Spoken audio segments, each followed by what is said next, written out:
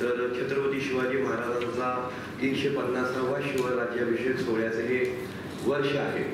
या वर्षाच्या अनुषंगाने या नाट्याचं वैशिष्ट्य म्हणजे अतिशय भव्य अशा प्रकारचं स्टेज असणार आहे।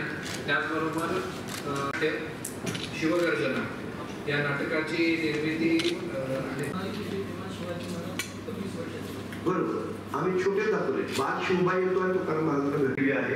आता जिल्हाधिकारी साहेबांनी सांगितलं तशा पद्धतीनं आपल्या महाराष्ट्रामध्ये 200 कलाकार असणार आहेत। 200 प्रतिसाद दिला, त्याला खूप चांगल्या प्रकारे सगळ्यांनी ते अनुभवलं, त्याची चांगल्या प्रकारे प्रसिद्धी झाली। साजरे करत असताना महाराष्ट्र शासनाच्या सांस्कृतिक कार्य विभागाने एका महानाट्याचं आयोजन सर्व जिल्ह्यांमध्ये केलेलं आहे आणि त्या अनुषंगाने आपल्या नांदेड शहरासाठी, नांदेड जिल्ह्यासाठी दिनांक 9, 10 आणि 11 मार्च या 3 दिवशी आपल्याला शिवगर्जना हे महानाट्य छत्रपती शिवाजी महाराजांच्या आयुष्यावर, त्यांच्या आयुष्यात घडलेल्या वेगळ्या प्रसंगांच्या बद्दलची आणि त्यांच्या शिकवणीबद्दलची माहिती देण्यासाठी आयोजित करण्यात येत आहे। यासाठी कोल्हापूरवरनं श्री यादव आणि त्यांची टीम हे त्याचे दिग्दर्शक निर्माते आहेत आणि त्यांची सगळी टीम इथं दाखल झालेली आहे।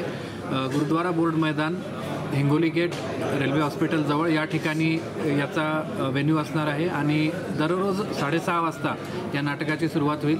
या नाट्याचे अनुभव घेण्यासाठी आपण विद्यार्थ्यांसाठी विशेष व्यवस्था केलेली आहे।